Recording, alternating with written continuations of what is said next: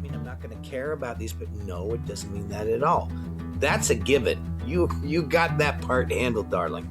You have that in spades more than most people. But this other bit is going to make that all sweeter, more beautiful, more effective, and make you a more fulfilled human being. I would love to push into that. I think that's a brilliant observation. So I've been playing with stress, the low side of stress recently, and what strikes me is an Aristotelian category, which is deficiency.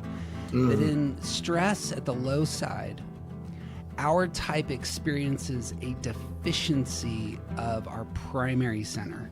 Yes. So for a 1, I move to 4, and I abandon my body in 4 space. Right. Because I am thinking about my emotions in that space, and there's a deficiency of my center.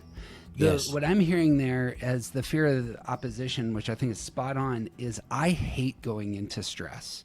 And I don't know if that's unique to ones, but I despise going into 4 space, and I fear that elements is if I go over into this 4 space, then I'm going to give up the thing, my one side is what I heard there. Yeah. This is thoughts on that. Sure. This is where the Enneagram without the levels doesn't make a whole hill of beans of sense to me. Don Reese's observation, and whether you break them down specifically into 9, the way he did so beautifully, it's just the idea that where you are in the thermometer makes a difference. Usually when you're going into stress, you're not doing great in your own type. And you move over to that other position at the same level that you were in. Because going up or down the level is a function of presence, self-awareness, being able to be with your difficulties, to metabolize them in a sense. So if you're down level 6, level 7, you're having a pretty bad time. You go over to 4, it's no picnic. It's pretty awful. And it does feel like a self-abandonment because that's what that point is all about at that stage. Yes. Right? So, and then it sort of becomes a kind of a flaming sword because you say, I don't want to go in that direction because that's what's going to happen. But actually, you went there because there's a secret ingredient there that you actually need. And this is Jungian shadow work we're talking about here. There's something in that 4 that I'm missing out on when I'm taking my 1 stance. And what is that? And you only find that out when you go over there from more presence and a healthy side. I always tell ones, you guys got a lot of grief to deal with. Got a lot of sadness. And it's not just self-pity, which is what you would think it is at first. And ones don't have a lot of time for self-pity generally. It's not an attractive trait in self or others from the 1 stance. But having mercy toward your journey, your struggles, what you've been through, beginning to really see the struggles of other people deepens a kind of respect and dignity for the human condition that takes that sense of moral alignment that is organic in one and gives it the wings it needs to reach its real purpose and to touch other people and all the other things that I know ones care about. So I say to people, you can say a lot about ones, but you can't say they don't care. I think there's a lot of wisdom. I'm going to throw it to you in a second, Teach. There's a lot of wisdom there in terms of the opposite, the high side of one's stress move is what I hear in your language there. The equanimity that ones can grab in 4 space does give that approach of what you're picturing, which I fully support and think is wise. What's your thoughts, Teach? Well, yeah, we have done a lot of conversation about high side, low side, and we don't get into the multiple layers as much. We have talked about them a lot, but part of what we believe and teach is that when you are moving into stress from an unhealthy place, you grab onto the unhealthy things that are at your stress move, and when you're doing it with that presence, with awareness, intentionally, you can grab onto the really good things that are available for you. That's right. Things that you need that will help keep you alive, and I think that the awareness that our own perspective of the stress point has to do with our level of health.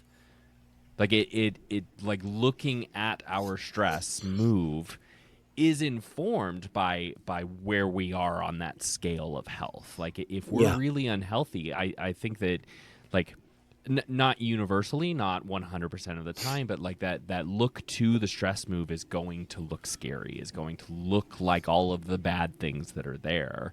And the more time we spend on that movement, on developing our presence, on trying to see the healthy sides of that stress move, it the perspective itself has to do with our own health. Yes. Yes, and it like all these things. It's not simple and causative in the way we might prefer. You know, Mm-hmm. there's all this as we're seeing this theme over and over in all the things we're talking about. For example, one thing I taught people in training, something I observed and started exploring with Dawn years ago, was a phenomenon we call shunting, which is Shunting. where when we're traumatized or overwhelmed by problems beyond the capacity for our usual personality defenses to handle. We're kind of Mm-hmm. broadsided, overwhelmed. We can start to plummet down the levels of our primary type. To stop the fall, people will sometimes shunt over to their stress point and stay there for a long Mm-hmm. time. So I met a lot of ones that initially presented as fours. They were depressed, demoralized, disillusioned, sad, not feeling empowered to do anything. And yet I would talk with them. They worked for the Peace Corps in Africa. And this was not a four resume. This was a Mm-hmm. one resume. And then we started to get in touch with, they lost their ideal. They lost their vision, and they were floundering in this. But in a sense, shunting over there was like trying to stop the complete fall into death and madness. You don't find a lot of ones who are down there in the scary, scary place of the bottom of one. You don't see that many. Not a lot of Savonarolas running around. You know, there's mostly you'll see the other thing. I saw it in threes. Very few threes get down to the scary stuff at the bottom of three. They go to nine. They're burnt out. They can't they Mm-hmm. can't motivate themselves anymore. They're kind of flat and affectless. You know, I saw myself going to seven. You know, I used to use the example of the film Shine about David Helfgott, the piano player, who was a five, and he started to have a mental breakdown. He shunted over to seven. It was like he became a different personality. So you see that a lot. That I think that even though we don't like them, the inner lines are adaptive because they contain the ingredients that will get us out of the fixated aspect of our own type. Mm-hmm. Like for me as a five, the seven and the eight is the medicine I need to get out of me being this contracted, mental, detached person. Mm-hmm. Uh, and then once the fixation is relaxed, you can start to play with the other energies. You'll always be your dominant point, but you're not imprisoned by it. That's the whole Mm-hmm. thing. Yeah. What I hear there, and this actually can bring up coping style to some effect here, is that all of us are made up of head, heart, and body, Yeah. and given our type, emphasize two of the centers. But when problems emerge, we begin to move. And that's why I suppose I hear there. And that's it. In our view, what happens with coping style for you and I, Russ, we shut down our feeling center in order to solve problems. But the feeling center is my secondary center. The feeling center is your secondary center. Right. But it's as though a problem emerges and we say, this isn't working anymore. I'm going to see feelings as the obstacle and really push into acting on my thinking to solve Yeah. the problem. That movement of going around, of balancing between the three centers, I find fascinating. It's a lot of our work going forward is going to be on that in that space. But that's what I hear as you're talking about that shift into your stress move. Again, it feels like I'm cutting off for nearly every type except for fours and fives. And so perhaps we could talk about this since you are a five. But the stress move is abandoning your primary center for every other type.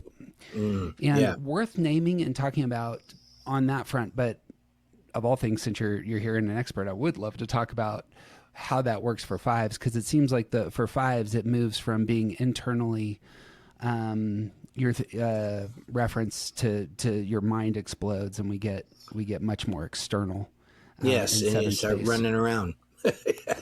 Yeah, I think it's like I used to say that when we feel overcooked in some feature of our primary type, that our stress point is like a overcompensation. Like we did that too much. We went way too far this way. Now it's going to spring over too far this way. And so, you're right. In many of the types, it's a shift of focus of centers. I'm always quick to respond to people. I'm not one of these that thinks, oh, you have to go to 2 to get a heart. No, all 9 types have all 3 centers in them. People have all 3 centers in them. You have to go over there to buy a center. It's not that kind of game. But people, get a little too clever with all this sometimes. I think that, but going back to your point, when as 5, I think the issue isn't solely being cerebral, because indeed I do go to 7, but it's the internal focus, is the contraction. I get contracted. The counterbalance is to it's like a jack in the box. Suddenly, I'm popping out and going a little nuts. And I had plenty of, living here in New York City, I had plenty of opportunity to observe that behavior in me. Oh my goodness.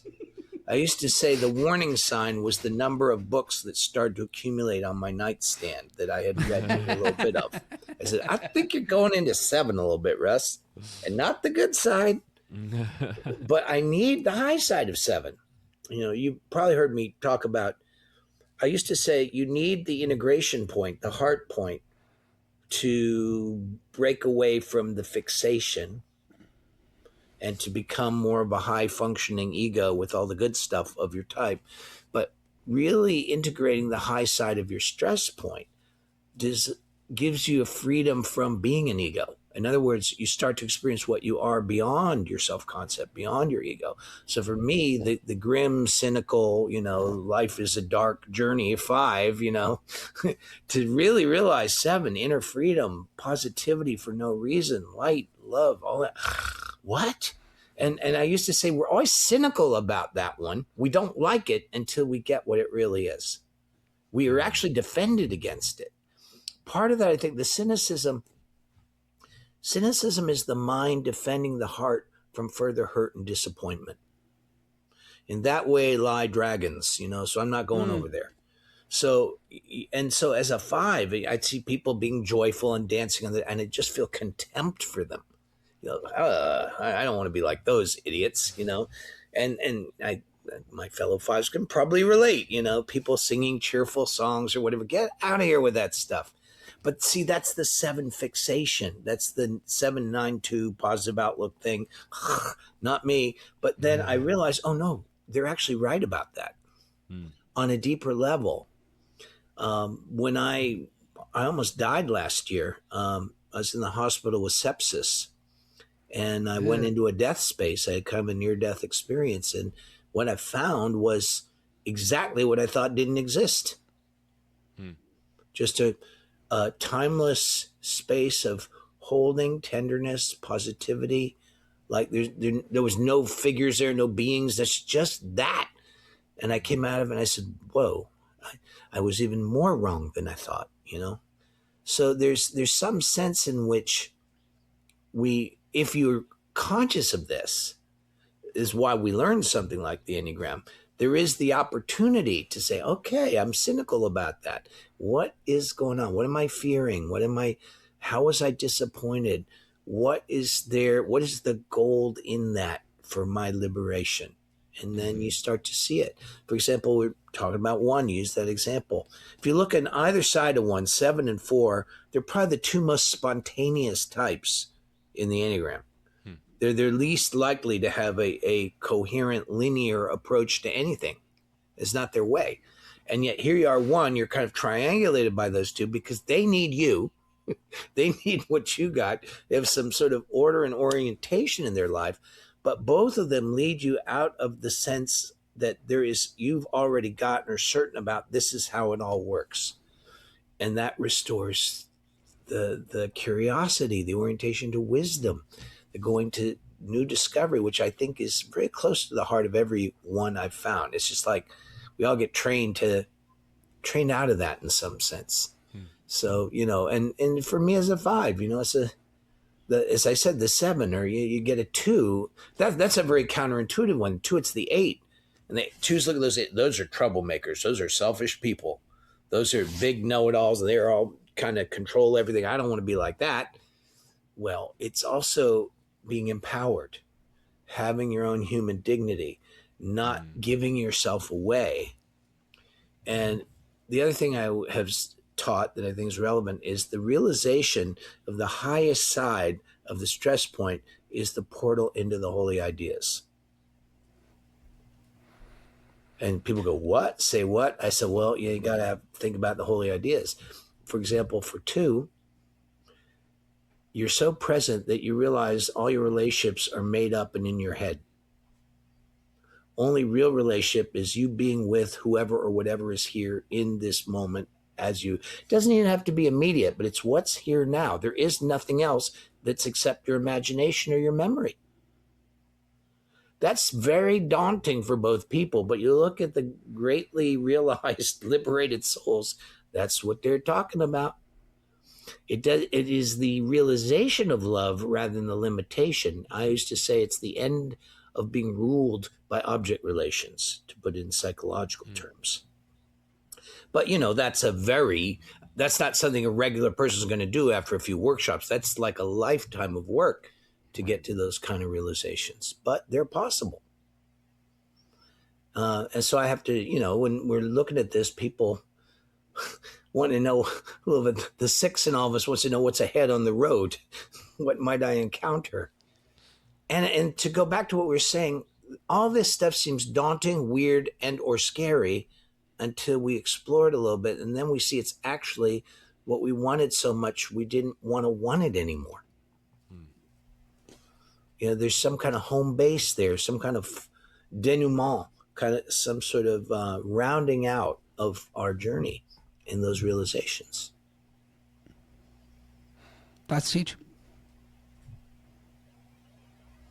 Still processing. That was a lot. Yeah. The thing that's hitting me as you're talking, and it's probably why this would appeal, I assume would appeal to both of you, is the focus on presence strikes me as something that both of you all will gain a little bit more when you're moving into security, but especially you, Russ, that presence ends up being what I see with 5s who getting into their bodies, how that transforms them in my experience. I suppose as I come to the material, as you're talking, like I am inclined, one that I'm all present, and to use your language, I'm resistant to the present. Both. But to get into the present moment for me, and to even engage some of the high sides of 4 and 7 and 1, it takes a lot of mental focus. How are you thinking about security moves recently? What are the sort of things that come to your mind and heart since you published that book? Yeah, well, a lot actually. I think the aim always is to have our 3 centers activated and aligned. Just shuffling them around doesn't get you too far, as we eventually learn through experientially. There are shifts and so forth, but the aim is wisdom comes through all 3 centers. 1-centered wisdom is right about a third of the time on a good day. You can feel something in your gut and be dead wrong. And with your mind and emotions, of course.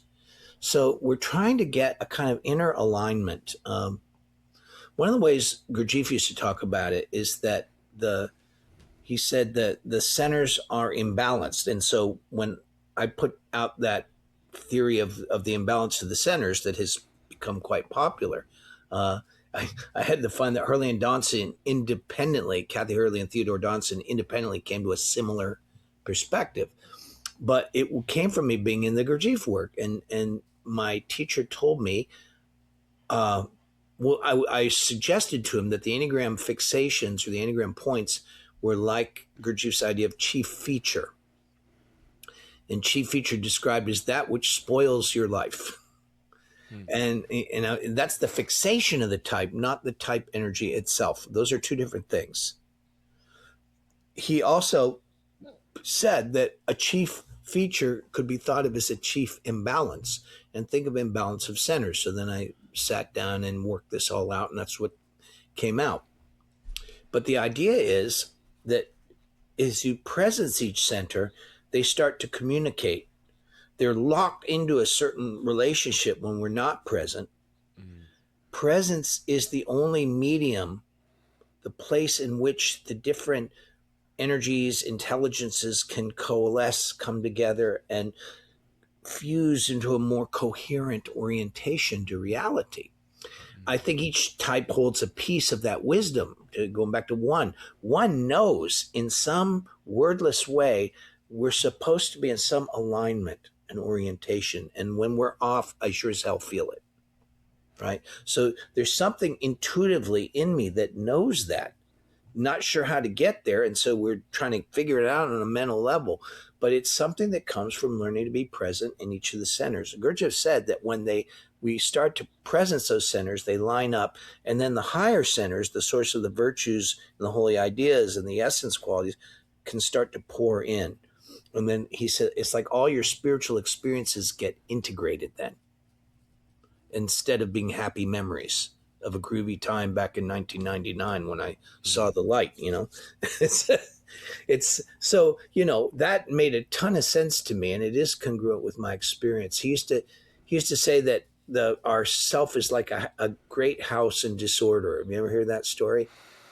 Where, this like a mansion or a palace, and the chauffeur is gardening, and the gardener is making the meals, and the cook is cleaning up the place, and everything's kind of messed up. Everything's doing the wrong job. We're trying to think with our feelings. That's America, by the way.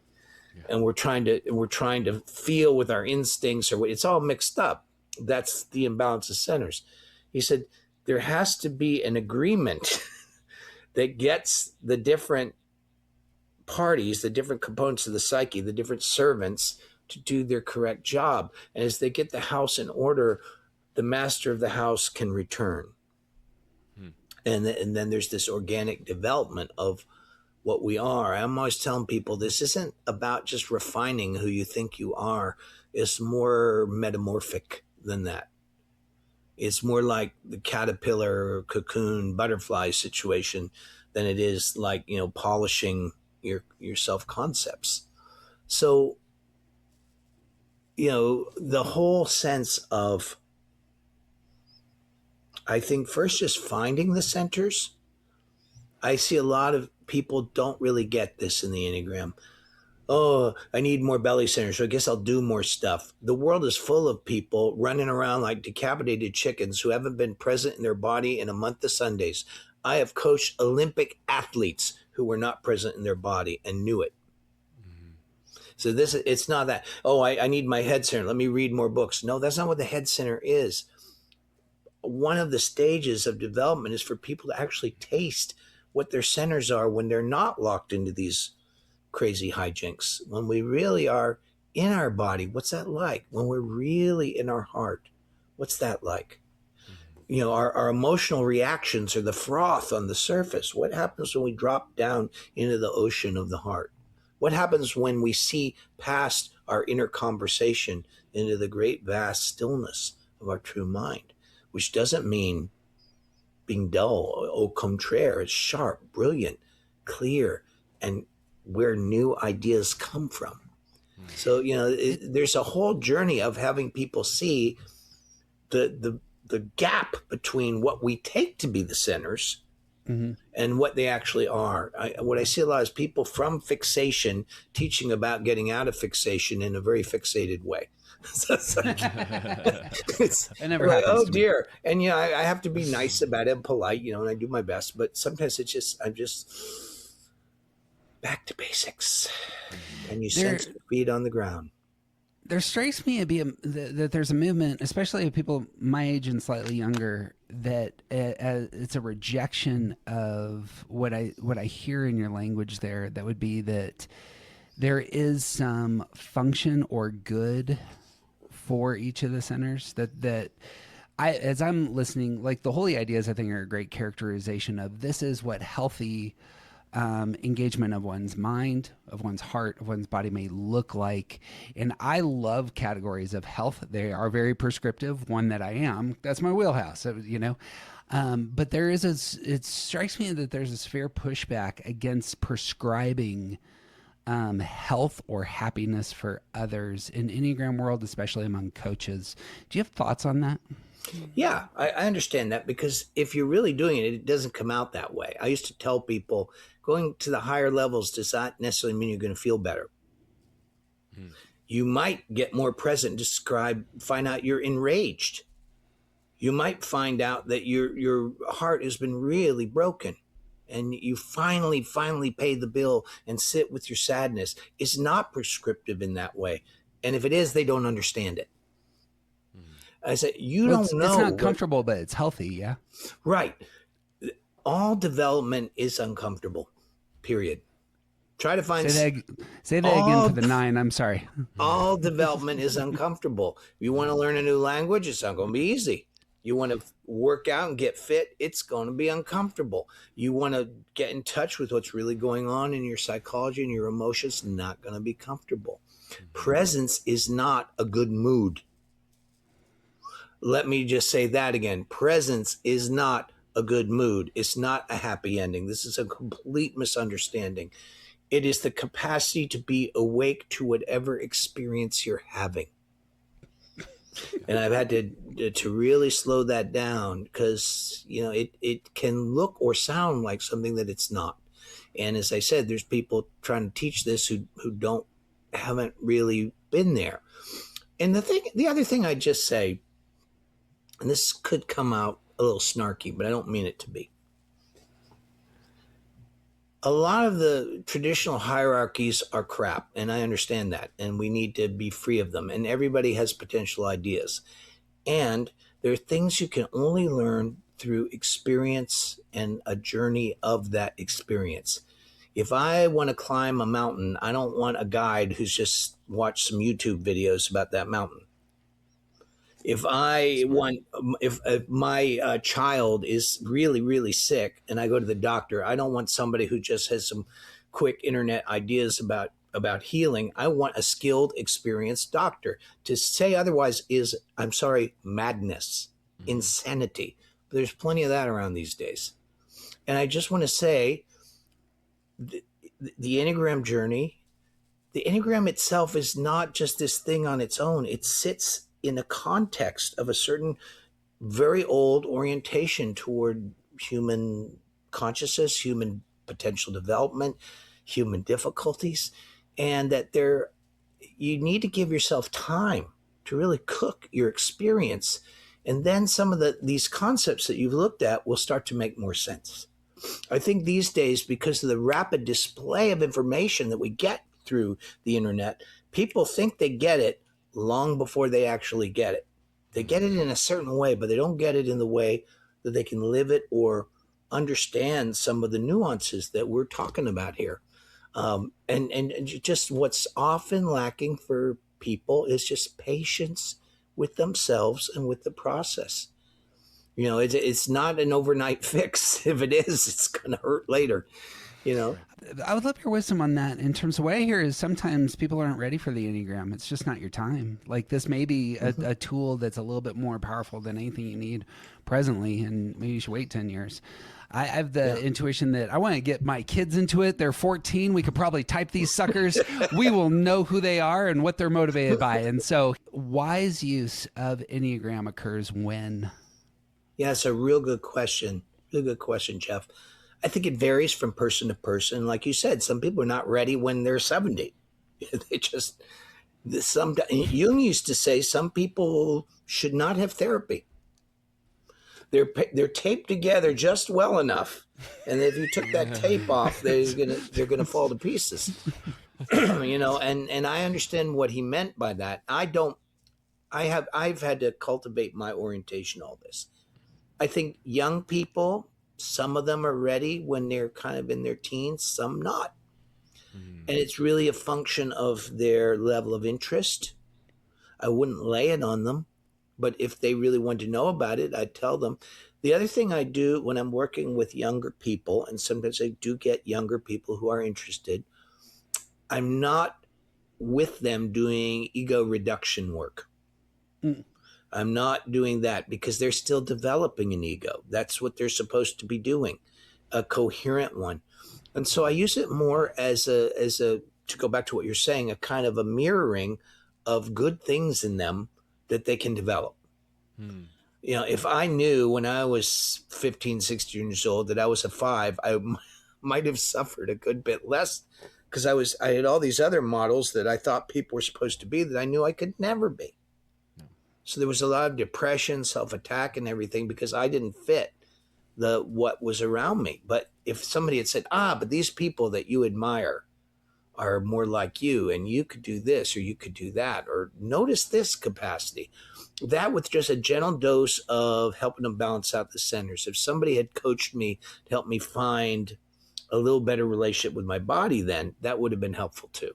But I'm not there to help them see through their ego or get them in touch with their passion and all that stuff. Not at that age. I would also say that this is when we're facilitating, when we're teachers, it's pretty inevitable that we will come to judgments, assessments of the people that come to us, and we'll think, this is a promising student. This person's going to go there. And this one, not so much. They're pretty stuck. I don't know. I used to notice in some of the groups I was in, there were people I couldn't figure out why they were going there except as a social connection. They didn't seem to be doing the work. They didn't seem to be doing the exercise.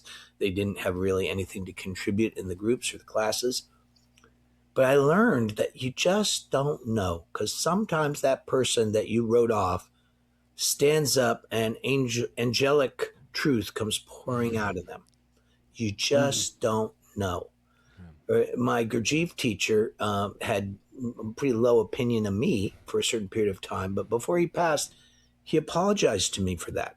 He realized, he said, some of the people I put my confidence in didn't pan out, and some of the people I wrote off, including you, were the ones who went forward and did something with this. So you just don't know. I think the presence thing, one of the benefits of it is not just you get your blinders off, you get your filter turned down. And in that, you're more able to encounter who you're with and feel where they're coming from and feel how you can be with them in a way that's reciprocally supportive. And that's just such an important part of human life. But you don't get that by just putting a number on them and deciding you know what they're going to do. That's tempting. We all do it. Let's get real. But if we're really more experienced with the Enneagram, we see ourselves doing that. Say, oh, hold on there. Let's see who this human is. I realize we just don't know what people have been through, what they have conquered, what they have realized in their life. And we're all a little awkward when we first meet each other, So to just take the time to sort of say, gosh, who is this before me now? Which you have to kind of get your own fixated filter out of the way a little bit at least to do that. So, yeah. And I just, to your initial point, Jeff, I never proselytize this anymore. If somebody's interested, I'll talk with them about it. The other thing, I do not tell people what their type is anymore. Because I want them to find it for themselves. Mm-hmm. And they get so much more out of it if they do.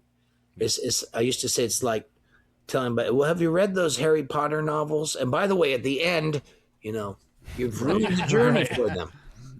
Yeah. You don't want to do that. Let them go on the journey. Let them find out.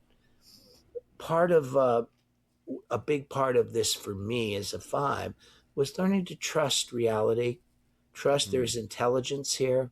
I don't have to be the Fort Apache of intelligence, that people will realize things, figure things out. I don't have to do it for them. And to trust that we're all in some kind of process, you know. And the best I can be a lot of times is to go back to what we are saying is to be present with them, to be there with them, really listen. Yeah. And it's not anything that ever becomes automatic. If it did, you'd be back in a fixated pattern again. Right. Well, there's a very real sense of all of us sort of trying to control our worlds in whatever means. Like some of us withdraw and step back, some of us earn the things that we want, some of us take hold of the things that we want, but all of us are trying to control the uncontrollable. Yes. And part of what happens when we tell other people their type is we're trying to put them into a box so that we know how to control them. Part of what happens when we expect certain behavior from other people is that we're trying to control them. And so much like this idea of letting someone's inner person unfold in front of us is a beautiful microcosm of our place in the universe. Like we just do not have control over what's going on around us. And as hard as that is, part of this really good presence, this sense of coming back to our own understanding of ourself and how we interact with the world, part of that is letting the beauty of the world unfold in front of us. Yes. Absolutely. And figuring out our own specific role in contributing to that beauty. Yeah. It gets, it's sort of, you see, our ego, our personality, our fixated pattern tries to grasp this information and employ it, but it is not capable of doing so. Right. So, for example, let's say I'm working with an 8, and I've learned in the Enneagram that you need to communicate a certain way with 8s, you have to show up a certain way with the 8s, you have to blah blah blah blah. The chance of me doing that, if I'm not being present, means my fixated pattern is going to suddenly change because I learned something. On a cold day in hell, that will happen. Right. It doesn't happen. What will you do with your 8 friend? Exactly what you always do, because you're stuck. Yep. We always think, oh, these other people are stuck, I'm free. No, honey. You start off by seeing how you're trapping yourself. So then I might show up with my 8 friend, and then I kind of feel more of my own groundedness, my empowerment, my ability to speak truth, which my 8 friend is going to respond to. My invitation, be strong but real, and to be sensitive even as I'm being strong.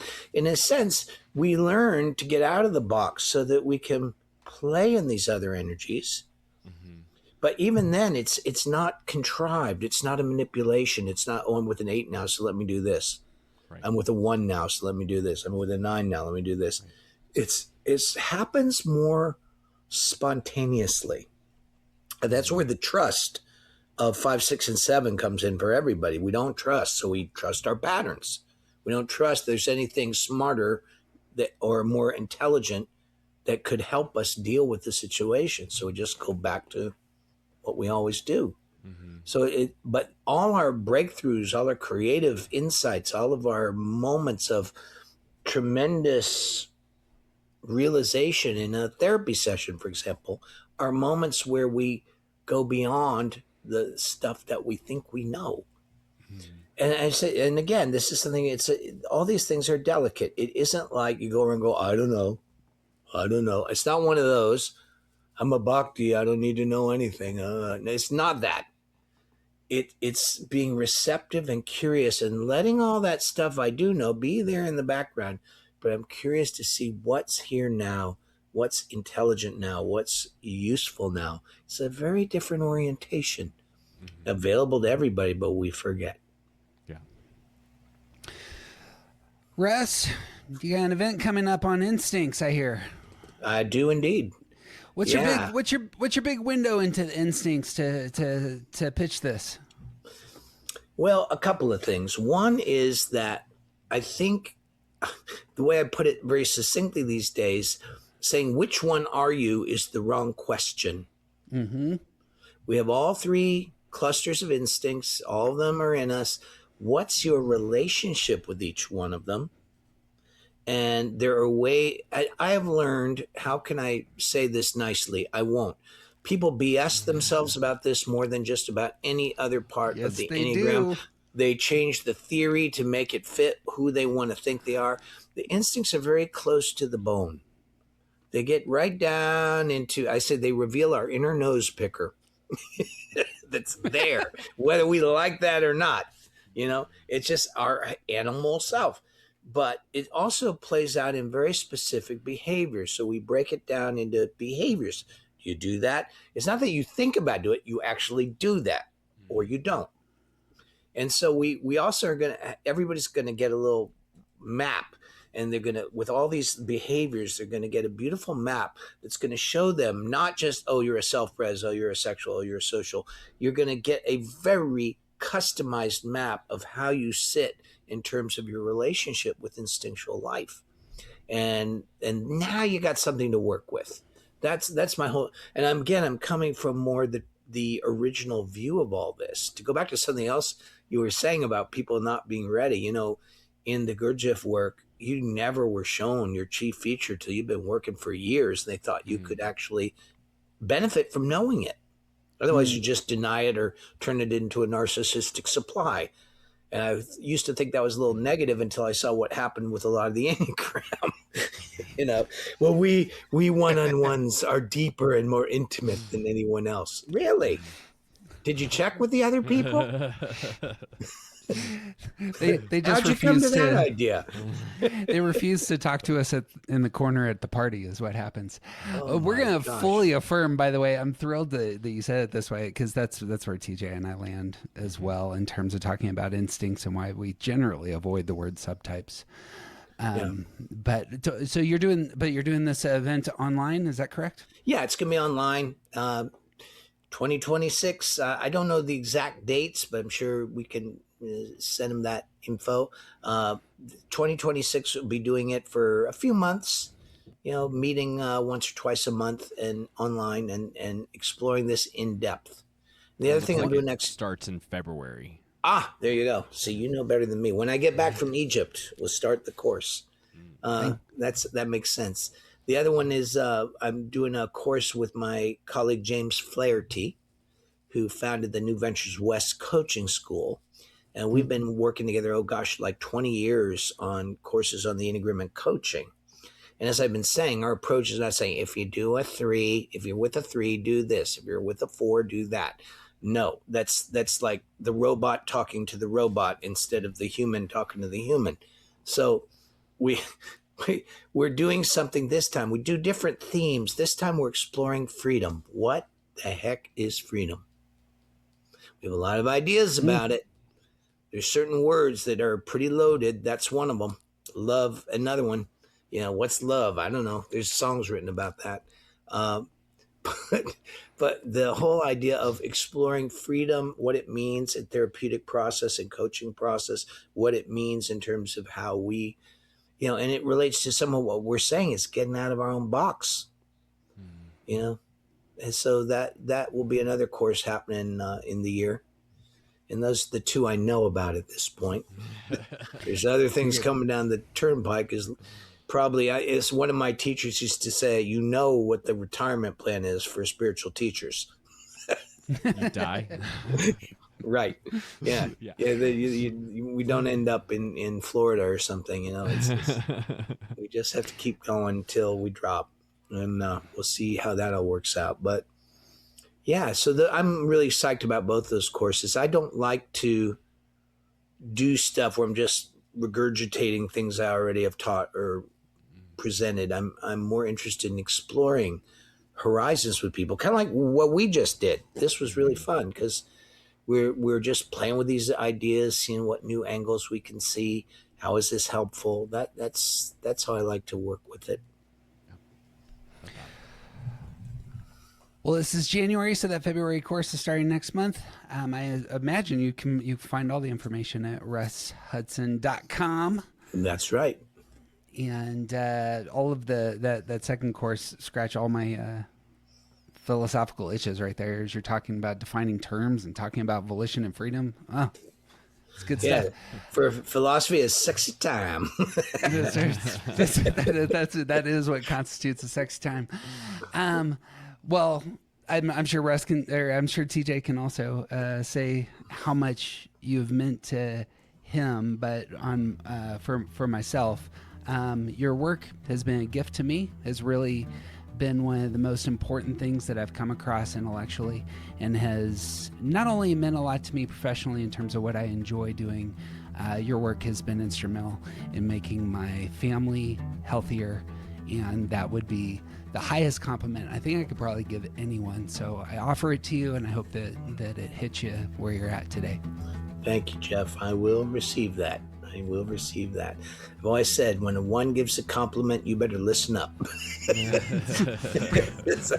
It will be meaningful. Yes, thank you so much. That's my word. You got any last words there, Teach? It's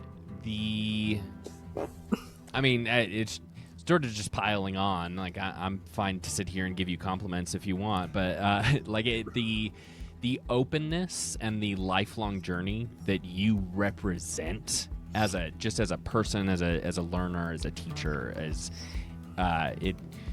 it helps me ground this sense of what Enneagram teaching is and can be, because you're one of the top names in the teaching world right now, and you represent this model that is I hope that a lot of the people that are involved in Enneagram start to see what you represent well. And not from a necessarily even from a theory perspective, but just from the openness that you carry with you is very inspiring. And I love talking to you and hearing you talk about new things and your excitement for different perspectives and everything. So thanks for being you. Oh, yeah. Thank you, TJ. Thank you. You know, that's what I was saying. You kind of hope that after however many years of working with this, that there's some openings, there's some shifts, and if I'm an example of that, that makes me very happy. Thank you. And it was a gas, working with you guys and wrestling with these ideas and playing around with them. This is my kind of fun too. I really enjoyed your company. Thank you. Likewise. Well, keep us in mind if you're doing anything fun, and have empty spaces for people who bring the party. But for Russ Hudson, for TJ Wilson, I'm Jeff Cook. Who you aren't just isn't interesting.